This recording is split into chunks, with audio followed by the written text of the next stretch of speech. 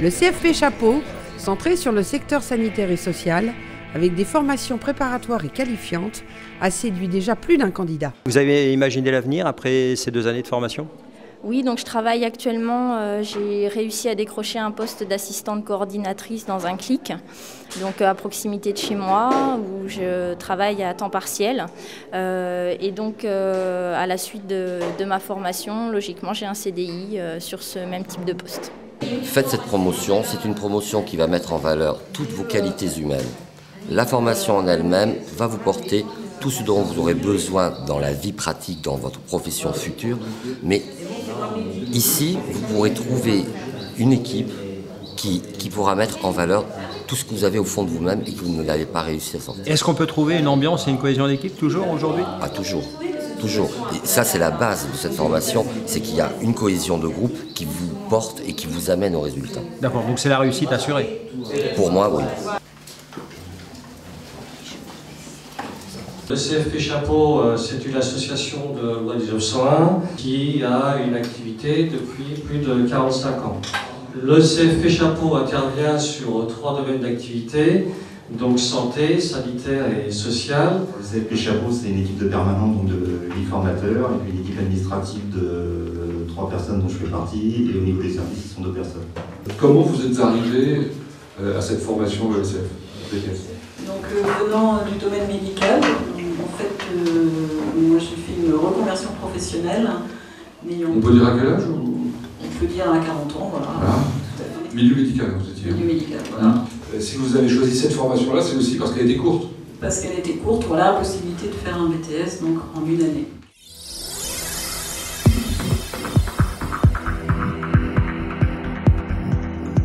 Pour les plus jeunes de moins de 26 ans, qui n'ont pas suffisamment d'expérience professionnelle, ils ont droit à conclure un contrat de professionnalisation qui leur permet d'apprendre sur un terrain professionnel et en même temps poursuivre la formation à chapeau.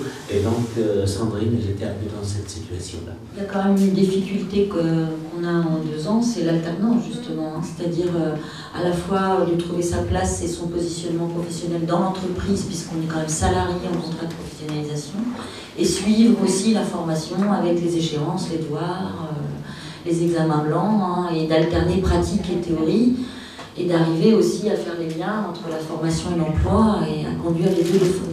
Moi j'ai trouvé ça assez difficile quand même, en effet, le passage, parce que comme d'un côté aussi, moi j'étais formatrice envers des personnes et de l'autre je revenais stagiaire, c'était pas facile. Mais je pense que sur ce poste-là, ça m'a bien aidé, puisque le fait de donner aussi, de faire des cours en physique-chimie, moi ça me permettait d'assimiler, ça m'a permis d'assimiler plus facilement, je pense, ces matières-là.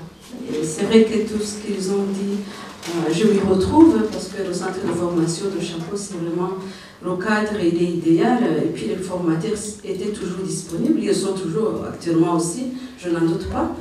La formation qui a été développée,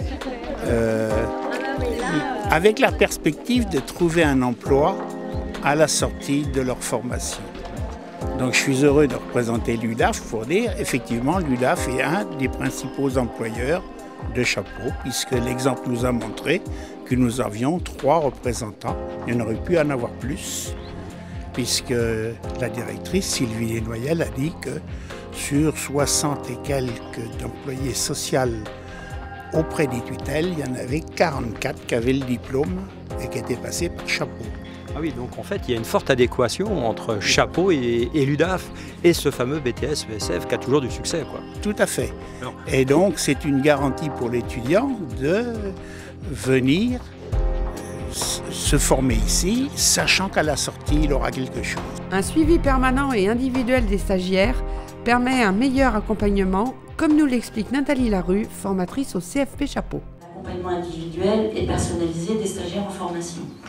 C'est une des missions principales, je pense, et essentielles des formateurs de Chapeau, qui nous semble fondamentale, nous, pour garantir la qualité de nos formations. Et quand on est stagiaire, c'est vrai que le tuteur a toute son importance, parce que même pour trouver une action, on travaille quand même en concertation, donc on est stagiaire, mais le projet, des fois, c'est une demande institutionnelle, ou alors c'est nous qui trouvons nous-mêmes compte tenu du terrain de stage, on peut décrypter quelque chose qu'on veut mettre en place. Alors moi, ce que j'apprécie, donc, c'est effectivement le travail avec le centre pour le lien avec les stagiaires, mais c'est aussi tout le travail qui se fait autour, puisque ça permet, je trouve, au centre de Chapeau de prendre en compte les besoins qui évoluent des employeurs. Et c'est vrai qu'il y a une écoute au centre de Chapeau par rapport à ça, qui fait que c'est vraiment un partenaire du réseau social du département, sachant que c'est un partenariat qui n'est pas d'hier, c'est un partenariat de 20 ans, donc obligatoirement on apprend à se connaître, obligatoirement il y a un réseau qui s'est formé aussi. Voilà, un réseau qui s'est formé. Nous n'avons pas eu l'occasion pour l'instant de recruter en tout cas des BTS ESF ou des conseillers ESF.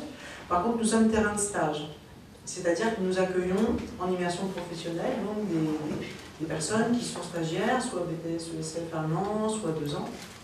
Pour des actions.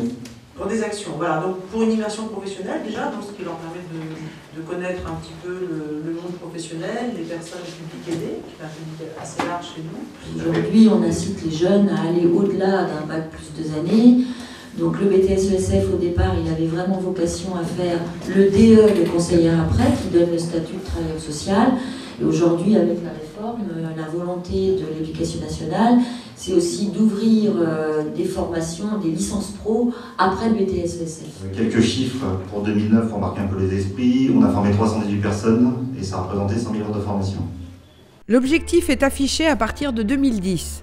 Coller aux besoins des entreprises et adapter le BTS ESF à la demande des clients. Là, la réforme de 2010, il y a une volonté donc, des ministères qui ont refait le référentiel de sortir le BTS ESF de son étiquette formation ménagère, faire les faits du logis, qui a été très longtemps accolé en fait à la formation ESF.